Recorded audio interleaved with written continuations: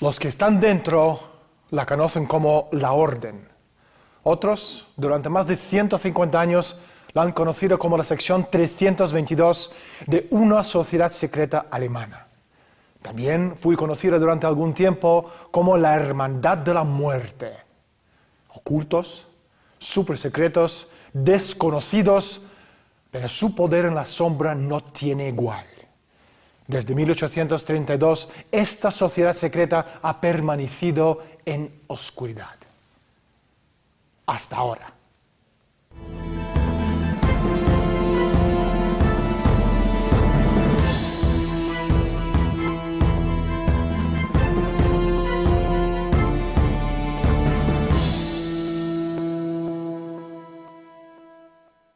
Cada primavera, desde 1832, 15 personas reciben la invitación de unirse a la Orden de Skull and Bones, Calavera y Huesos, una sociedad secreta verdaderamente elitista en la Universidad de Yale. Su símbolo, una bandera pirata, un emblema encontrado en las botellas de veneno y símbolo a su vez de la tercera Panzerdivisión SS Totenhof Nazi durante la Segunda Guerra Mundial. La orden existe exclusivamente en el campus de Yale. Skull and Bones no es un grupo cualquiera. Los nombres de sus miembros se deletrean como poder con una P mayúscula. Rockefeller, Harriman, Bundy, Russell, Sloan, Payne, Gilman, Taft, Perkins, Pillsbury. Su poder resulta abrumador. Al salir de Yale, muchos de sus miembros llegan a convertirse en la élite que cambia el destino del mundo. Creadores de imperios. ¿Qué papel juega Skull and Bones en los acontecimientos mundiales? ¿Cuáles son sus objetivos? ¿De dónde viene su poder? Silencio absoluto, nadie habla. Las huellas de Skull and Bones borrados de las páginas de la historia. Por suerte, hemos encontrado la persona justa que más sabe sobre esa sociedad secreta más elitista de los Estados Unidos. Hablaremos con él en unos minutos, pero primero salimos a la calle para preguntar a la gente su opinión sobre Skull and Bones y las sociedades secretas. Hay una sociedad secreta y muy poderosa. A ver si la gente la conoce. Se llama Skull and Bones. Siempre son sociedades que tienen algún fin oculto atrás de lo que están buscando. Generalmente lo que hacen es... O sea, nunca representan las sociedades secretas como algo natural. Una sociedad secreta es cuando los miembros son exclusivos y no se sabe que son miembros de esa sociedad. Pues me imagino que es un grupo de personas asociadas que no quieren que se descubra lo que hacen. Como dice la palabra, que es un grupo de gente que se reúne con intenciones de formar con ciertas logias, como una logia, no se lo veo por ese lado. Si te digo el nombre ya no es secreta. Franc-maçon en francés, y también esto, sí, hay muchos de estos de brujos. No sé, no, la verdad que no lo sé, me imagino que la KGB será una asociación secreta, no sé. Más de lo que veo en las películas, más de lo que veo en Código Da Vinci, más de lo que veo en todo ese tipo de películas, que me fascinan y me atrapan, nunca se me dio por estudiar sobre ese tema. En su mayoría por ansias de poder. Poder, secretismo, oculto, sociedades secretas. ¿Quién podría arrojar algo de luz sobre estos asuntos absolutamente desconocidos? Sobre asuntos de Skull and Bones, Calavera y Huesos, la sociedad secreta elitista de los Estados Unidos. Por suerte, y desde la sombra, hemos encontrado la persona justa que más sabe sobre el tema. Chris, bienvenido al programa. ¿Verdaderamente existen las sociedades secretas en el siglo XXI o solamente en los libros de Dan Brown? Por supuesto. Sin ninguna duda. De acuerdo con la definición clásica de cualquier léxico sociológico, las sociedades secretas existen. La definición clásica de una sociedad secreta es que son como un cuartel o una pirámide. En la base está un montón de gente que se dedica a arreglar la información financiera y que en círculos masónicos se denominan masones del porche. Se encargan de tareas administrativas porque en toda organización tiene que haber gente que encienda o apague la luz. Luego está el grupo central en donde los individuos están todos emparentados, son todos primos. Skull and Bones está dirigida por la familia Cabot y una amplia subsección de la familia Whitney. Una sociedad secreta, dominada por familias de linaje antiguas y nueva riqueza, ha existido en los Estados Unidos desde 1833. 20 familias, descendientes de los colonos originales en Massachusetts. Para el mundo exterior son simplemente Brown Brothers Harriman, la Corporación Rockefeller, Russell Trust, la Fundación Carnegie, una mafia internacional no reglamentada y casi desconocida. Chris, ¿cuándo fundó el Orden de Skull and Bones? Skull and Bones fue fundada por William Huntington Russell y Alfonso Taft. William Huntington Russell, su familia, poseía la compañía Russell, que era la tercera empresa traficante de opio más grande del mundo y la primera de los Estados Unidos. Skull and Bones no es una teoría de conspiración. No existe ningún grupo de gente, por muy poderoso que sea, que se siente alrededor de una mesa en una habitación oscura, cogiéndose de las manos, mirando fijamente una bola de cristal y planeando nuestro futuro. Skull and Bones es una realidad conspirativa. La idea de Skull and Bones es una creación de la aristocracia de propósito, con vistas a gestionar el planeta de la mejor forma posible por su propio bien. Obviamente. Chris, ¿cómo supiste de la existencia de Skull and Bones? Por mi padre. Mi padre era de la CIA. Entró en el espionaje en los años 30 en un intercambio de estudiantes con China. Luego siguió en el SAS y su última misión secreta fue redactar un informe sobre el sudeste de Asia para la CIA. Siguió allí muchos años y acabó conociendo a un tal coronel Lansdale en Vietnam en 1956. Pronto intentó dejar la agencia porque no quería verse involucrado en operaciones con droga. La dejó en el 59 y en 1969 me preguntó qué pensaba de la guerra de Vietnam. Nos reunimos y me miró diciendo, la guerra de Vietnam es un asunto de drogas.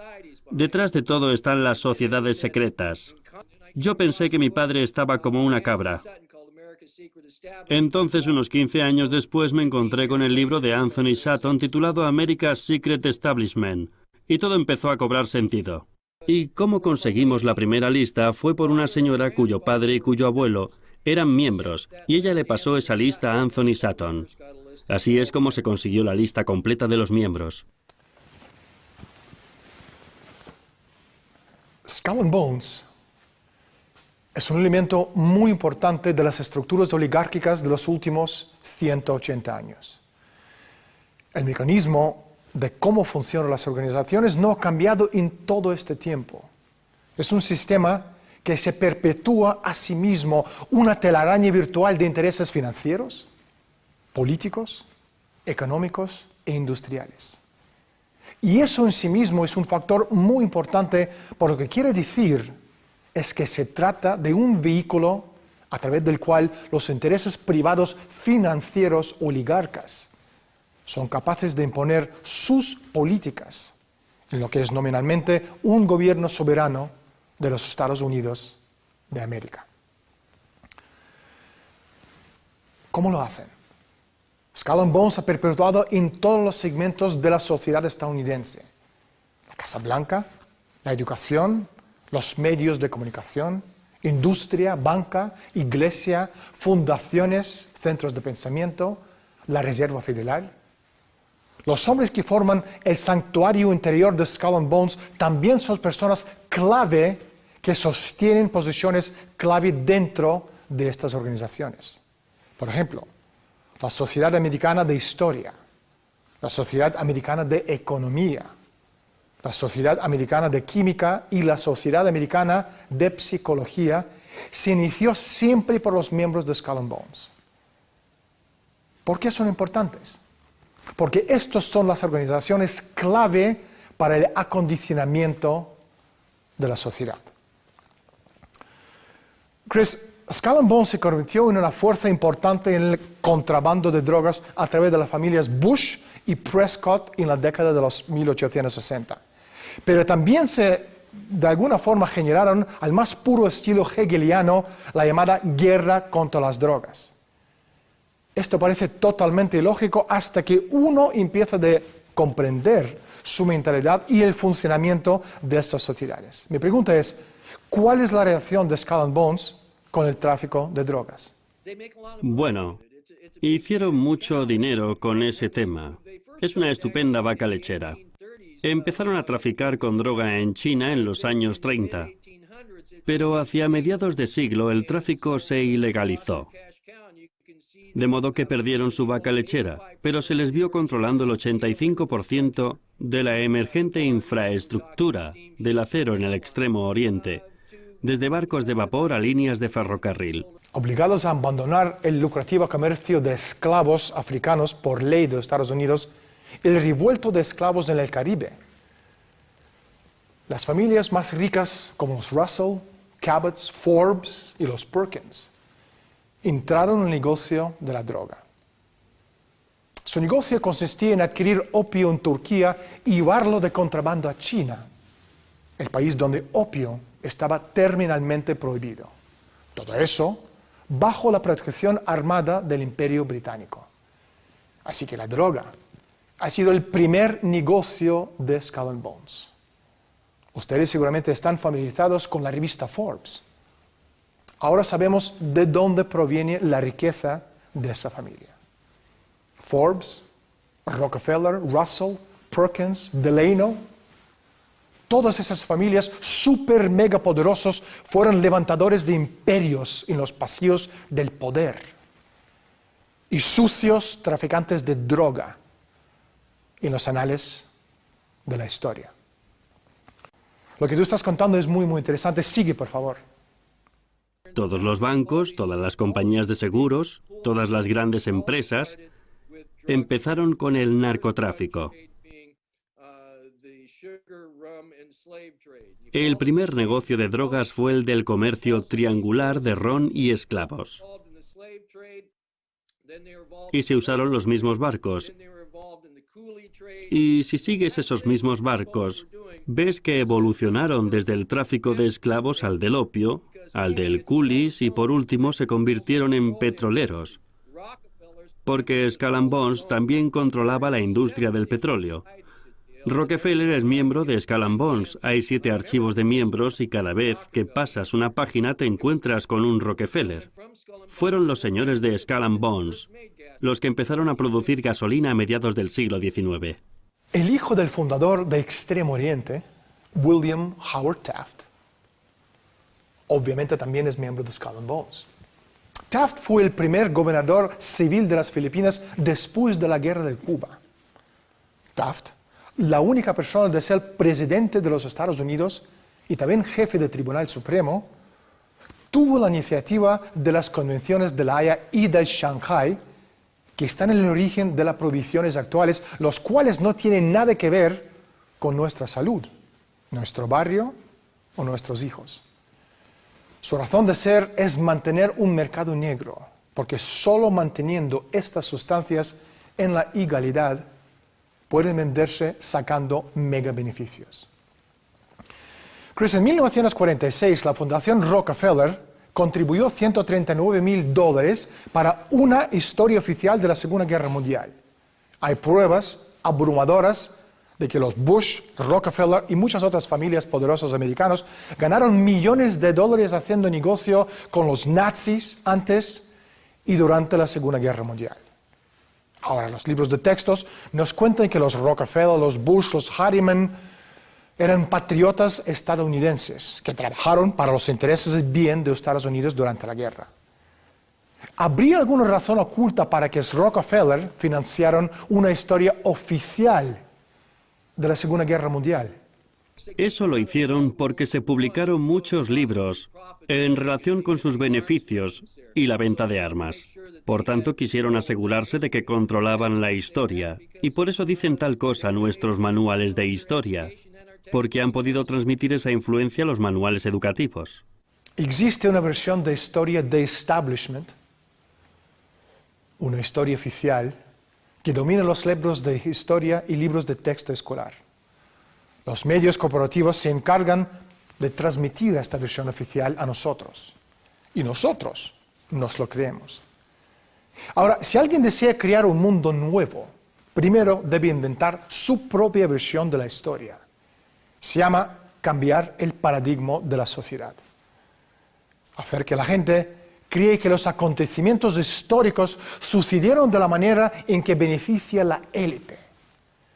Esa versión de la élite de la historia, en la mayoría de los casos, es muy diferente de lo que realmente sucedió. Los papeles del Pentágono, año 1971. El empleado del Departamento de Defensa, Daniel Ellsberg, filtró documentos de alto secreto sobre la guerra de Vietnam al New York Times. Los documentos ponen en jaque al gobierno de Nixon. Ellsberg es aclamado como un héroe por haber sacado los trapos sucios del gobierno a la luz. Sin embargo, la realidad es bien distinta. Los papeles no fueron reunidos por o para el Pentágono, sino en nombre de la CIA, con la complicidad de la corporación RAND, eje clave del complejo militar industrial. Objetivo: reescribir la historia de la guerra de Vietnam, borrando el papel nefasto de la CIA en la planificación de la guerra. La persona encargada de perpetuar la nueva versión de los acontecimientos, Daniel Ellsberg, estratega de armas nucleares de la corporación RAND y agente de la CIA.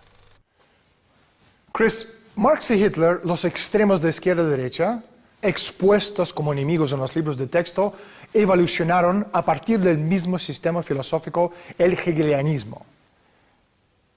¿Es este un caso de conflicto de los opuestos que son esenciales para llevar a cambio? Sí, es una de sus técnicas básicas. También se le puede llamar el recurso del caos, porque utilizan técnicas muy sofisticadas de guerra psicológica contra los estadounidenses y contra el mundo que básicamente llevan al mundo a una situación fácil de controlar para ellos. Izquierda, derecha. ¿Es usted un demócrata o un republicano? ¿Es usted un socialista, capitalista, conservador, liberal? ¿O acaso importa? ¿Sorprendidos por la pregunta? La orden de Skull and Bones de ideología no es ni derechas ni izquierdas. Izquierda y derecha son herramientas artificiales para lograr el cambio. Y los extremos de la derecha política y de la izquierda política son elementos vitales en un proceso de cambio controlado. En un proceso dialéctico de un choque de opuestos, produce una síntesis, un nuevo orden. Un nuevo orden donde el Estado es supremo. Observe cómo el debate y la financiación es siempre hacia el poder estatal y cuanto más lejos, mejor, de los derechos individuales. Por lo tanto, no importa de qué persuasión política es usted, siempre y cuando la discusión se mantenga dentro del marco del Estado y el poder del Estado. Esta es la característica común entre las posiciones aparentemente disimilares tomadas por los miembros de Skull and Bones. Ellos tienen un objetivo común superior en el que el choque de las ideas es esencial. Mundo controlado por una dictadura corporatista, también conocida como Empresa Mundial S.A. Chris, ¿cuáles son algunas de estas técnicas? Primero empezaron por el sistema educativo, ¿sabe? Johann Gottlieb Fichte, dirigiéndose al pueblo alemán en 1805, le dijo: «Voy a llevarme a vuestros hijos para enseñarles lo que tienen que pensar». Así se creó el sistema educativo prusiano, en el que hay una serie de 3 escuelas: las academias para la élite, los institutos para la clase alta y los colegios para el pueblo. En los colegios populares quitaron la educación clásica, dejaron de enseñar algunas disciplinas, y las materias que enseñaban las limitaron a 1 hora y pusieron campanas entre las horas. Así podían modelar las conciencias de la gente. El siguiente sistema es la televisión, sobre todo aquí en los Estados Unidos. En los Estados Unidos funciona a 60 ciclos por segundo. En cualquier libro sobre hipnosis se puede ver que 60 ciclos por segundo provoca un estado de trance. Convence de que lo que se está viendo es verdad. También envía una poderosa onda al cerebro, de modo que el cerebro puede engañar al cuerpo sentado ante la televisión, y esta es una de las razones del problema de la obesidad. Y son propietarios de las noticias, o sea, cuando yo era pequeño había como 1000 empresas o personas que te decían las noticias. Ahora existen básicamente 6 empresas de medios de comunicación. Chris, ¿de qué manera Skull and Bones ha impactado en las elecciones presidenciales en los Estados Unidos? Las elecciones presidenciales no han sido elecciones presidenciales en los Estados Unidos desde hace mucho tiempo. Me refiero a reunir una pandilla de amigos, ir todos con tal tío y que gane. Hemos conocido situaciones en las que un miembro de Skull and Bones se coló en las elecciones en 2000 y en 2004. Y lo hicieron de una manera muy visible. En 2004, un miembro de Skull and Bones se presentaba contra otro miembro de Skull and Bones. Fue muy interesante porque a mí me dijeron que me estuviera quieto y cerrara el pico, porque no querían que se hablara para nada de Skull and Bones durante esas elecciones. Sinceramente, no creo que Kerry fuera un candidato honrado. Así es más fácil gobernar el país. Desde 1832 ha habido solamente unos 2.500 miembros de Skull and Bones. Ahora, cada año en los Estados Unidos, más de 1,5 millones de personas reciben sus diplomas universitarios, entre ellos unos 50.000 doctorados. Hay unos 50 millones de personas con estudios universitarios capaces de ser presidente de los Estados Unidos. Aún así, en el año 2004, los 2 candidatos por Partido Demócrata y Republicano, Bush y Kerry, pertenecen a la sociedad secreta que elige solo 15 de sus miembros cada año. Chris, una pregunta indiscreta: ¿quién nombró a esa gente los amos del mundo? Nadie. O sea, están tomando el poder en nuestro país para convertirlo de república en imperio. Y ni siquiera se lo dicen a la gente porque el esclavo perfecto es el que cree ser libre. Creemos que elegimos gente para los cargos y todo eso, pero el valor psicológico de esto es muy bueno. Porque cuando vas por la calle siempre puedes decir, ¿pero quién eligió a ese tipo? Lo cual crea divisiones. Chris, la última pregunta. ¿Qué relación existe entre la CIA americana y Skull and Bones? La relación de Yale con el espionaje se daba incluso casi antes de que existiera este país. Yale ha tenido relaciones muy estrechas con la CIA. Se dieron situaciones en Yale en que funcionó como un ministerio de bosques. La primera promoción de forestales se dio en Yale. Cuando se organizó la CIA en los años 40, parte de sus fondos reservados fue al Departamento de Forestales. Y así es como llegamos a los aviones del Departamento de Forestales confiscados por cocaína en México. No hay tiempo para más. Muchísimas gracias por estar con nosotros. Muchas gracias, señor. Gracias.